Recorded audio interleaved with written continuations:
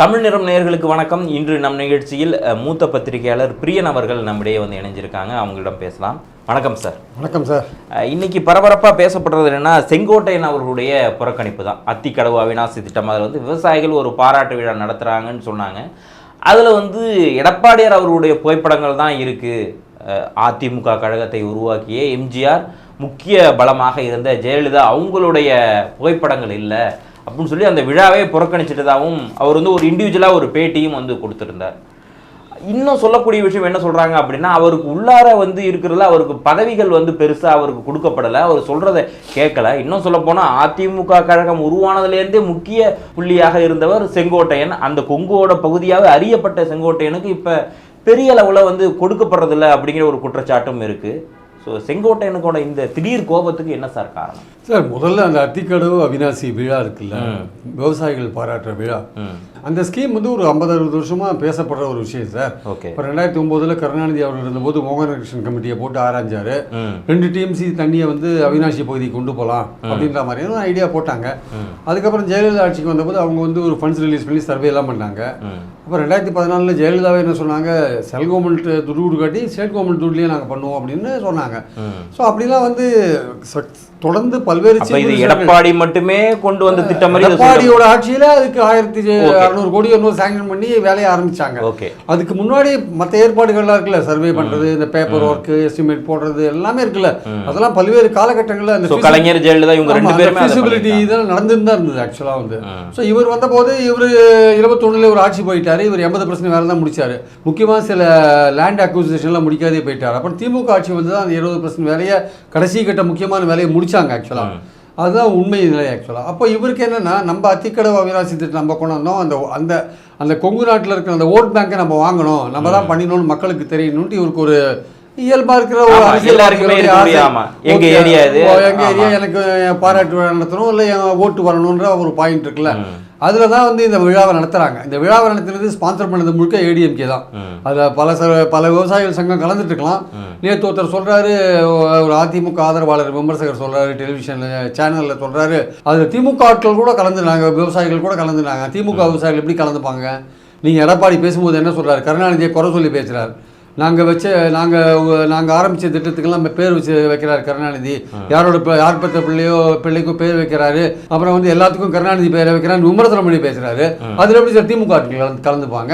அப்படிலாம் போய் சொல்றாங்க. அது அப்படிதான் சொல்றாரு. முழுக்க முழுக்க அதிமுக ஏற்பாடு செய்த விழா, வேலுமணி ஏற்பாடு செய்த விழா. வேலுமணிக்கு கீழே தான் செங்கோட்டையன் பேர் வருது. எடப்பாடி போன மேடையில் இருக்கு. அங்க வந்து 4 நாள் முன்னாடி அவரை சந்திக்கிறாங்க செங்கோட்டையனை. நீங்க நோட்டீஸை போடல, எம்ஜிஆர் படம் போடல, அம்மா படம் போடலன்னு கேட்டிருக்காரு. என்னன்னா செங்கோட்டையன் அவர்கள் அதை சொல்லியிருக்காரு. இதுல ஏன் இந்த நோட்டீஸ்ல இந்த இதுல எல்லாம் வந்து ஏன் எம்ஜிஆர் அவர்கள் படமும் ஜெயலலிதா அவர்களுடைய படமும் ஏன் இல்லை அப்படிங்கிற கேள்வியை வைக்கும் போது செங்கோட்டையன் சொல்றதை கேட்க மாட்டேன் அப்படிங்கிற முடிவுல தான் இப்ப இருக்காங்களா?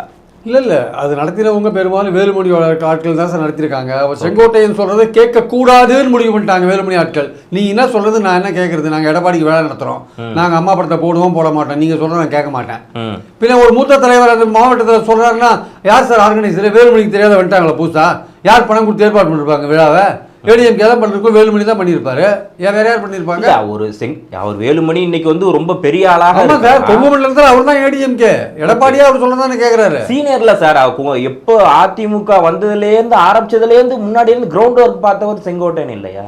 அது கரெக்டு, நீங்களும் நானும் சொல்கிறோம், எல்லாரும் சொல்கிறோம். ஆனால் வேலுமணிக்கே இப்போ புதுசாக வந்திருக்கிற தலைவராக உருவாயிருக்காருல்ல, நீ எல்லாம் பழைய ஆள் போப்பா, அவங்க இதெல்லாம் தேவையில்லை, நீங்களாம் ஸ்பெண்ட் ஃபோர்ஸு, நீங்கள்லாம் வந்து செலவழிக்கப்பட்ட சக்திகள், உங்களால் எங்களுக்கு இனிமேல் பயனில்லைன்னு முடிவு பண்ணிட்டாங்க.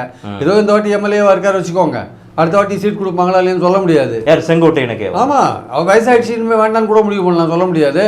அதனால அவருக்கு பலவிதமான வருத்தங்கள் சார். முதல்ல அவர் சீஃப் மினிஸ்டர் கேண்டிடேட்டாக தேர்ந்தெடுக்கல, சசிகலா போயிட்டு எடப்பாடி துரோகம் பண்ணிட்டு போயிட்டாரு. அது செங்கோட்டையனை போட்டுனா கூட அவர் வந்து ஒர்க் பண்ணியிருப்பார், நன்றியுடையனாக இருந்துப்பார் போல் இருக்கு. ஸோ அது பின்னாடி பிஜேபி இருக்கு வச்சுக்கோங்க.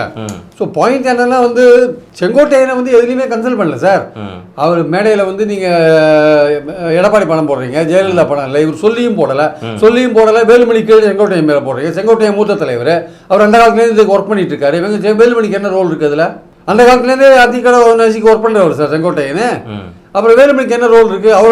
அவரோட பேருக்கு கீழே செங்கோட்டையன் பேரை போட்டிங்கன்னா என்ன அர்த்தம்? அது மட்டும் இல்லாமல் ஈரோடு கிழக்கு எலெக்ஷனில் நிற்கணும்னு சொன்னார். இவரை கேட்கவே இல்லை, கருத்து கேட்காதே இவங்க நிற்க மாட்டேன்னு முடிவு பண்ணிட்டாங்க. நம்ம நீ தோக்கிறோமோ கருத்து அதில் கேட்கவே இல்லை, தோக்கிறோமோ ஜெயிக்கிறோமோ நம்ம தேர்தலில் நிற்கணும் அப்படின்னாரு. அவன் அப்படி நின்னா செங்கோட்டையன் தான் பொறுப்பாக இருந்திருப்பாரு. அவருக்கு பொறுப்பு வந்து ஒரு முக்கியத்துவம் பெற்றுவாருன்னு அவர் நிற்கவே இல்லைன்னு முடிவு பண்ணிட்டு போயிட்டாங்க. அது ஒரு காரணம் நிற்காததுக்கு. செங்கோட்டையனுக்கு இது இம்பார்ட்டன்ஸ் கொடுக்கணுன்ட்டு போயிட்டாங்க. அதுவும் இன்னொரு காரணம் ஆக்சுவலாக. ஸோ அதனால் வந்து செங்கோட்டையனை எதுலேயும் கலந்துக்கிறது இல்லை, எல்லாத்துலேயும் ஒதுக்குறாங்க. மாவட்டத்தில் இருக்கிற அதிமுக கீழ் லெவலில் இருக்கிறவங்களாம் ஒதுக்குறாங்க. அவங்க எல்லாம் வேலுமணியோட கான்டாக்டில் இருக்காங்க. வேலுமணி எடப்பாடி க்ளோஸாக இருக்காங்க. வேலுமணி தங்கமணி எடப்பாடி ஒரு குரூப்பாக செயல்படுறாங்க. இந்த இடத்துல ஜெயக்குமார், கேபி முனுசாமி இவங்க 2 பேரும் சேர்ந்துக்கிறாங்க. இந்த 5 பேர் சேர்ந்துட்டு தான் எல்லாம் பண்ணிட்டு இருக்காங்க. சிவி சண்முகமே ஒதுங்கி தான் இருக்காரு. ஓகே. ஸோ செங்கோட்டையன் மாதிரி சிவி சண்முகம் போர்க்கொடி சிவி சண்முகம் அவர் வந்து ஒதுங்கி தான் இருக்கார். போர்க்கொடி தூக்கு வர மாட்டார் அதெல்லாம் தெரியாது. அவர் அவ்வளோ சவுண்ட் கொடுக்கறதுல பேசாம தான் இருக்கார். இதெல்லாம் வச்சு பார்க்குறப்போ கொஞ்சம் கொஞ்சமாகவே அப்படியே ஒதுக்கிட்டாங்களோ செங்கோட்டையன் அவர்களை. அதுக்காக அவங்க வந்து ஒதுக்கிறதுக்கான காரணம் இருக்கு சார். இவங்களுக்கு என்ன சங்கடம்னா அவர் ரொம்ப சீனியரா இருக்காரு. அவருக்கு உரிய மரியாதை இவங்களால கொடுக்க முடியல. அவர்கிட்ட எல்லா விஷயத்தையும் கன்சல்ட் பண்ணவும் உங்களுக்கு தயக்கமா இருக்கு. அதனால அவர் எப்படி அவாய்ட் பண்றதுன்னு யோசிக்கிறாங்க. ஏதோ ஒரு விதத்துல அவாய்ட் பண்ணிட்டே இருக்காங்க.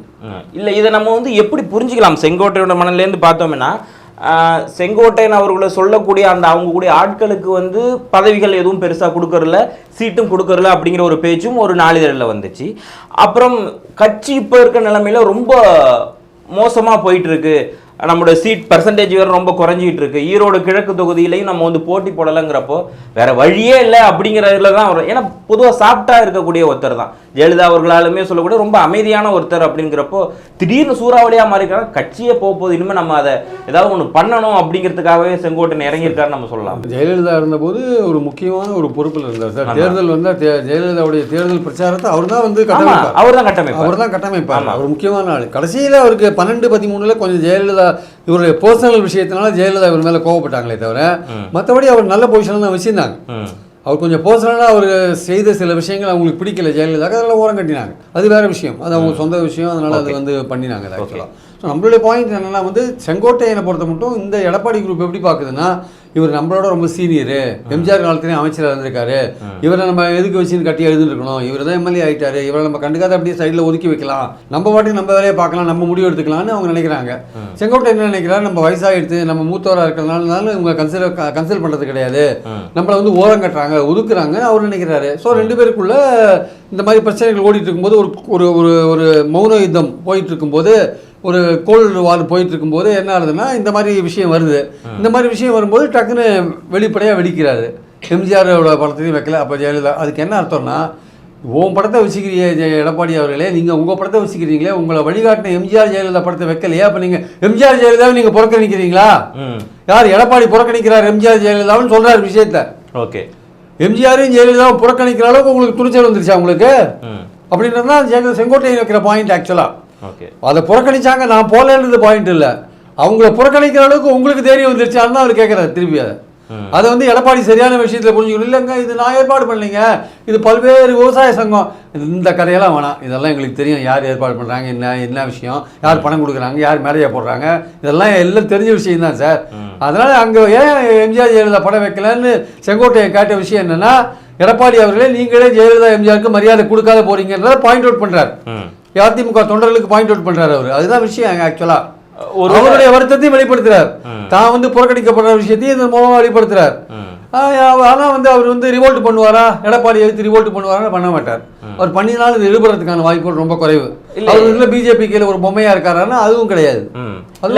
ஒருவேளை அவர் ஓபிஎஸ் அவர்கள் மாதிரி ஒரு தர்ம யுத்தம் மாதிரியான ஒரு விஷயத்தை அவர் கையில எடுப்பாரா? ஏன்னா எடுக்க மாட்டார். அவருக்கு வந்து என்னன்னா கட்சி ஒற்றுமையா இருக்கணும். 6 பேர் மந்திரிகள் போய் எடப்பாடி சொன்னாங்களே, அதுல ஒரு ஒருத்தரா இருக்கார். ஓகே, ஆனா இருந்தாலும் எடப்பாடி அதை கேட்கல. ஆனா அது ஒரு ஒருத்தர் அவருக்கு இருக்கு. கட்சி வந்து வலிமையா இருக்கணும், 26 நோக்கி போகும்போது கட்சி வலிமையா இருக்கணும்.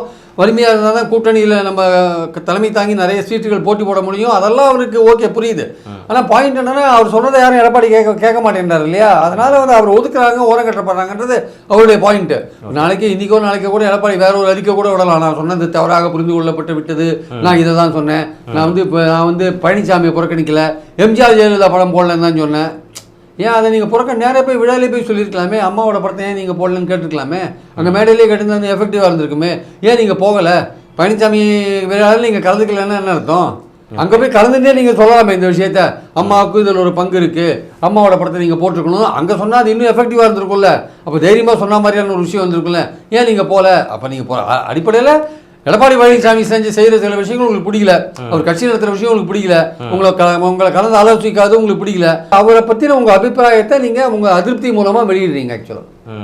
ஸோ இது இப்படி போயிட்டே இருக்கிறப்போ அடுத்ததா ஒருவர் கோகுல இந்திரா அவர்களுடைய அந்த மீட்டிங்ல வந்து சொல்றாங்க, என்னோட பேரை கூட போடுறது கிடையாது, என்கிட்ட எதுவுமே கருத்துக்களை கேட்கறது இல்லை, ஒரு ஃபோட்டோ என் கூட ஃபோட்டோ எடுக்கிறது கூட இப்போ வந்து பயப்படுறாங்க அப்படிங்கிறவே நான் தான் நிறைய ஒர்க் பண்ணியிருக்கேன் கட்சிக்காக, இதெல்லாம் வந்து சொல்கிறேன் அப்படிங்கிறத கோகுல இந்திராவும் தங்களுடைய ஆதங்கத்தை பதிவு பண்ணியிருக்காங்க. இதை எப்படி புரிஞ்சுக்கலாம்? கோகுல இந்திராவுக்கு உள்ள வருத்தம் அதிமுகவில் இருக்கிற பல மாஜி அமைச்சர்களுக்கு இருக்குது சார், முன்னாள் அமைச்சர்களுக்கு. ஏன்னா அங்கே இருக்கிற மாவட்ட செயலாளரோ ஒன்றிய செயலாளரோ நேர எடப்பாடி அவ்வளோ ஆதரவாளர் இருக்கான், அவரோட கான்டாக்டில் இருக்கான், வேலுமணியோட கான்டாக்டில் இருக்கான். அங்கே இருக்கிற முன்னாள் மந்திரிகளை பற்றி அவங்க கவலைப்படுறதா தெரியல.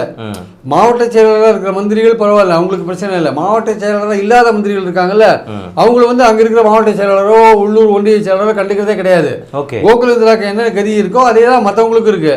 ஸோ அவங்களுடைய கருத்தெல்லாம் தான் கோகுல இந்திரா வெளியிட்டாங்க. இது வந்து அதிமுகவில் இருக்கிற பல முன்னாள் மந்திரிகளுக்கு இருக்கிற கருத்து தான் இது ஆக்சுவலா. அவர்கள் மதிக்கப்படுவதில்லை என்றதான் பாயிண்ட் ஆக்சுவலா. ஸோ ஒருவேளை அதாவது கோகுல இந்திரா ஒருபடி மேலே போய் சொல்றாங்க, என்ன சொல்றாங்க, என் படத்தை போட்டா வட்ட செயலாளர் சொல்றாரு அவருடைய பதவியே போயிடுன்றாரு. அப்ப இது என்ன அர்த்தம்? அப்போ அவங்க அண்ணா நகர் தொகுதியில் இருக்காங்க, அவங்க முக்கியமான போட்டோ எடுக்க கூட பயப்படுறாங்க. அப்ப என்ன அர்த்தம்? அப்போ வந்து இந்த ஒன்றிய செயலாளருக்கும் வட்ட செயலாளருக்கும் அவ்வளோ தூரம் தைரியம் வந்துருச்சுன்னா யார் கொடுக்குற தைரியம் அது? ஏன் மதிக்க மாட்டேறீங்க? முன்னாள் மந்திரி அவங்க அமைப்பு செயலாளர் இருக்காங்க, ஏன் மதிக்க மாட்டேறீங்க? ஸோ அப்போ ஒருவேளை இந்த மாதிரி முக்கிய முன்னாடி வந்து ஜெயலலிதா அவர்கள், அம்மையார் ஜெயலலிதா இருந்த போது இருந்த முக்கிய முன்னாள் அமைச்சர்கள் எல்லாரையுமே அந்த ஓரம் கட்டக்கூடிய வேலையை எடப்பாடி சார் ஒரு 5-6 பேர் தான் சார் இப்போ ஏடிஎம்கேல வந்து எல்லாம் இயக்கிட்டு இருக்காங்க.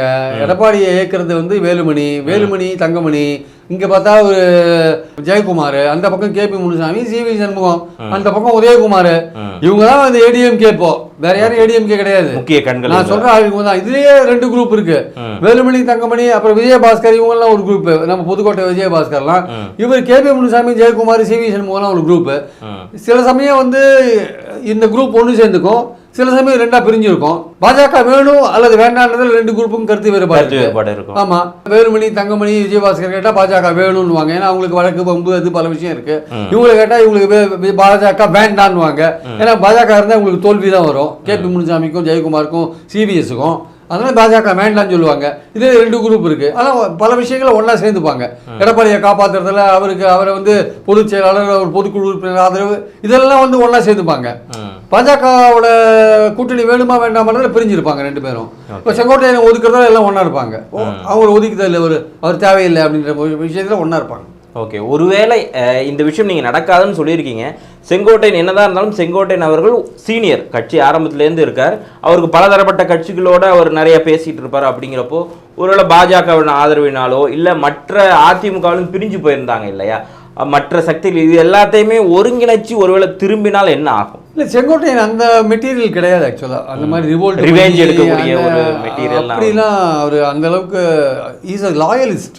ஓகே, விசுவாசி, கட்சிக்கு விசுவாசி, கட்சிக்கு எதிராக எதுவும் செய்ய மாட்டார், கட்சி நன்மைக்காக பேசாம இருந்தவர் பேசியிருக்காரு இல்லையா, பேசாம இருந்தவர். அவரை நீங்க ஒதுக்கும் போது அந்த அதிருப்தி வெளிப்படுது இல்ல. எவ்வளவு நாள் தான் நீங்க தீண்டும் போது இது ரொம்ப சாதுவா இருக்கிற ஒரு பிராணி கூட நீங்க தூண்டிலே இருந்தீங்கன்னா அது குறைக்கும் இல்ல. திடீர்னு நாய் கூட பேசாம இருக்கும், நீங்க திருப்பி அதை தூண்டி இது பண்ணிருந்தீங்கன்னா அதை போட்டு ஏதாவது பண்ணிருந்தீங்கன்னா குறைக்கும்ல. அது சும்மா இருக்கிற அவர் வந்து ஒரு வயசானவர், ஒரு லாயலிஸ்டாக இருந்தவர், கட்சியில் ஆரம்ப காலத்திலேருந்து இருக்கிறவர், தன்னை வந்து மதிக்கணும்னு நினைக்கிறாருல. மதிக்காத நீங்கள் வந்து அவர் பேரை வந்து கீழே போட்டிங்கன்னா என்ன அர்த்தம்? ஒரு விழாவில் அவர் பேரை வேலுமணி பேரை மேலே போட்டு அவர் பேரை கீழே போட்டிங்கன்னா என்ன அர்த்தம்? அதனால் அவருக்கு வந்து ஒரு வருத்தங்கள் இருக்குது. ஆனால் அது ஏதோ வந்து எடப்பாடியை வந்து ஒரு மிரட்டுறதுக்காக பிஜேபி ஏதோ செய்கிறாங்க, வேலை செய்கிறாங்க, அதிமுகவில் ஒரு குழப்பத்தை உண்டு பண்ண பார்க்குறாங்க, அதுக்கு வந்து செங்கோட்டையனை பயன்படுத்த பார்க்குறாங்க, அது தினகரன் கூட பின்னாடி இருந்து ஏதோ வேலை செய்கிறாரு அப்படின்லாம் வந்து அந்த அந்த அந்த கான்ஸ்பிரசி தியரி இருக்குல்ல, அந்த சதி திட்டம் இருக்குல்ல, அதுக்கு வந்து சரியான மெட்டீரியல் வந்து செங்கோட்டையன் கிடையாது. ஓகே, அதை எடப்பாடி எழுத்து கவுண்டர் பண்ணி அதை வந்து அவரை வந்து பாஜகவுடைய எதிர்பார்ப்பு கேட்டபடி வேலை செய்யறதுக்கு ஏற்றபடி இருக்கிறாரு செங்கோட்டையன் கிடையாது. ஓகே, அவர் தன்னுடைய வருத்தத்தை வெளிப்படுத்தினார், அவ்வளோதான். அந்த பர்சனலாக தனக்கு வந்து ஒரு அவமானம் அல்லது அநீதி அல்லது வந்து ஒரு அவமதிப்பு இதெல்லாம் நிகழுது இல்லை, அதுக்கு எதிர்வினை ஆற்றார், அவ்வளோதான். அதோட அவரோட இது முடிஞ்சு போச்சு. அடுத்த கட்டமாக அவர் வந்து சைலண்டாக தான் இருப்பார்னு என்னுடைய கருத்து. எங்கள் எடப்பாடிக்கு எதிராக அல்லது பிஜேபியோட தூண்டுகோல் படி ஏதாவது செய்வாரா அப்படின்னா அதெல்லாம் பண்ண மாட்டார். ஓகே, அதெல்லாம் பண்ணுறதுக்கான வாய்ப்புகள் ரொம்ப ரொம்ப குறைவு. அது பண்ணக்கூடிய ஆளும் அவர் கிடையாது. ஆக்சுவலாக பல பேர் சொல்கிறாங்க அவர் ஒரு பெரிய சதி திட்டத்தில் ஒரு முக்கிய பாத்திரமாக அவர் இருக்காருன்னு. எனக்கு அந்த அளவு நம்பிக்கை இல்லை சார். ஏன்னா அந்த அளவுக்கு அவர் வந்து ஒரு திறமையான ஒரு ஆசாமி கிடையாதுன்றது என்னுடைய கருத்து. நல்லவர், வல்லவர், விசுவாசி எல்லாம் துரோகம் பண்ண மாட்டார். துரோகம்லாம் பண்ண மாட்டார். இந்த கட்சிக்கு துரோகம் பண்ணுறது அந்த மாதிரி விஷயங்கள்லாம் அவர் பண்ண மாட்டார். ஏன்னா டிடிவி அவர்களுமே வந்து சொல்றாங்க இபிஎஸ் இப்படியே போனா கட்சியே மொத்தமா ஓரங்கட்டிடுவார் அப்படின்னு சொல்றப்ப அந்த சீக்வன்ஸ் பாக்குறப்ப ஒண்ணு பின்னாடி ஒண்ணு அப்படிங்கிறது வந்துகிட்டு இருக்கு இல்லையா? ஸோ அதனாலதான் இந்த கேள்வி வரும். எல்லாருமே எதுக்கு இபிஎஸ் பின்னாடி இருக்காங்க? ரெட்டலைசனும் அவர் கையில இருக்கு. அவர் கைது போட்டாதான் ரெட்டலைசன் கிடைக்கும். 26 தேர்தலில் சீட்டு கிடைக்கணும். இதெல்லாம் இருக்கு. கட்சி எப்படியோ நல்லதுக்கோ கெட்டதுக்கோ எடப்பாடி கையில் போய் சேர்ந்துருக்கு. அதுக்கு ஒரு பிரச்சனை, இப்போ இரட்டைலைக்கு ஒரு பிரச்சனை வந்திருக்கு. அதை எப்படியாவது சொல்ல முடியாது. பொதுக்குழு உறுப்பினர்கள் அவர் ஆதரிக்கிறாங்க. சரி, ஒரு ஆள் கையில் கட்சி இருக்கு, ரெட்டலைச்சுன்னா அவர்கிட்ட இருக்கு, நம்ம எதுக்கு அவரை விட்டு பிரியணும், நம்ம அவர் கூட இருக்கலாம் தான் இருக்காங்களே தவிர ஏதோ எடப்பாடி வந்து அதிமுகவையே சும்மா பிரம்மாண்டமாக கொண்டு போயிடுவார், பெரிய அளவு கொண்டு போயிடுவார், அடுத்த ஆட்சி அவர் தான் அமைப்பார், கட்சியை பெருசாக வளர்த்துருவார், அப்படிலாம் இல்லை. ரெட்டலைச்சுன்னா அவர்கிட்ட இருக்கு. நாளைக்கு நமக்கு சீட் கிடைச்சா கொடுக்குறதுனா அவர் தான் கொடுக்கணும். அதனால வேற வழியில் இவர் தலைமையில் இருக்கணும்னு இருக்காங்களே தவிர ஏதோ எடப்பாடிக்கு மேலே பெரிய நம்பிக்கை வந்துடுச்சு, அவர் எதிர்காலத்தை ரொம்ப பிரமாதமாக கட்டமைப்பாருலாம் அப்படிலாம் யாரும் அவர் கூட இல்லை. ஸோ அதெல்லாம் வந்து என்ன நடக்க போகிறது அப்படிங்கிற நம்ம வந்து பொறுத்திருந்து தான் பார்க்கணும். இந்த நேரத்தில் இருந்து உங்களுடைய கருத்துக்களை வழங்கி மிக்க நன்றி சார்.